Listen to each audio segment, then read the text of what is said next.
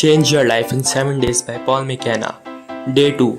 A User's Manual for Your Brain. So there used to be a time when I used to get really turned off whenever someone used to hurl insults at me. And my day would just get ruined because I kept thinking about it the rest of the day. Until this book taught me how to master my emotions and release my full potential, so that I control my brain instead of letting my brain control me. So think of it this way, an emotional state is the mood you are in at any given moment. We all have suffered negative emotional states such as depression, anger and fear, and positive emotional states such as joy, optimism and confidence. This is important because the way you behave is the direct result of your state. Our state consists of two parts, physiology and internal representations. In order to alter and influence our behavior to feel the way we want to whenever we want, we need to be able to influence our emotional state. Our physiology is the way we physically feel at any given moment, like our muscle tension, the intensity of our breathing, and our posture. The internal representations are pictures and sounds we make in our minds, what we are visualizing or how we are talking to ourselves. For example, take the state of confidence. Physically, you will feel relaxed, your breathing will be slow, your facial expressions will be calm. When it comes to internal representations, you will be picturing that you are doing whatever you are doing wonderfully. In order to feel good anytime, make sure you are breathing calmly, standing in a relaxed stance, and imagine a time you felt really good. It can be a memory such as playing with your children or experience such as skydiving. Once you do that, I want you to increase the volume of the sounds in your mind and increase the brightness of the pictures or movie that you see, increasing the size at the same time. Reciprocate those feelings throughout your body, and if you did that correctly, I am sure you will instantly feel better. In the next few days, whenever you feel turned off or bad, just repeat this exercise and replace the bad thoughts with the good ones. You will realize how effective this technique will prove to be. Another thing worth mentioning is how to get rid of bad memories or thoughts and replace them with good ones. So once Paul worked with a rock star who had a fear of flying.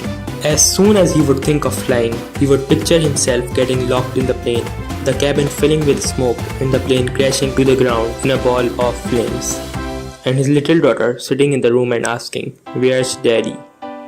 Now I don't know about you, but imagining this can make anyone scared. That person was replaying the movie over and over again in his mind. By replacing these negative thoughts with positive ones, the rockstar eventually started enjoying the flights. Paul has called it association and disassociation. We shrink the images and movies of negative thoughts in our minds and replace them with bright, big and colorful ones. We all have met people who are charismatic. The moment they come into the room, it starts sparking with excitement. They don't necessarily have to be physically attractive, but there is something about them that makes us attracted to them. This is because they feel comfortable in themselves and have a positive self-image in them. They are not constantly trying others to like them, which ironically is the reason why we like them. If you are not content with yourself, there are two exercises that might be able to help you. First one is seeing yourself from the eyes of someone who really likes or appreciates you and noticing what uniqueness they are seeing that makes them like you. Second is remembering a time when somebody gave you an honest compliment like, "You are lucky, people respect you," or "You look good today." And seeing yourself in the mirror and noticing what made them said this. You will notice that a feeling of love is generated in you for yourself, and reciprocate that feeling in your body. Nothing takes the wind out of your sails more quickly than a few critical comments made by the wrong person at the wrong time, and the worst critic is the one that lives inside you, the inner critic. For example, consider the tone of your voice when you make a mistake. Is it something like, "You stupid idiot," "You screwed up good this time," or something like, "Oh goody, another learning experience." Now, even though it's easy to change the voice in your head, remember the intention of the voice is positive. But criticism is meant to be constructive, and for the next few days, talk to yourself in a much positive tone, or as some might put it, the negativity fast.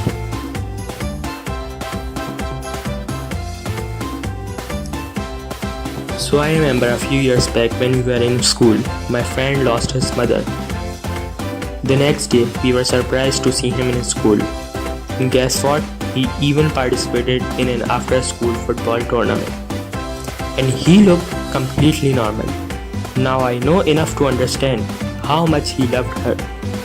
But the thing is that he and many other people who are depressed, traumatized or sad try to subdue their emotions and want to avoid them.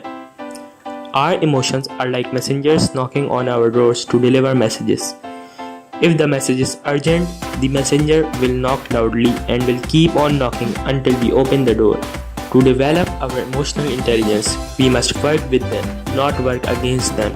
In order to do that, we must listen to our emotions at the first knock. Think of things we can do to service the message and then turn off the messenger and imagine things going the way we want. In my friend's case, it would be staying at home and mourning with other loved ones, spend some time alone, but then moving on in life.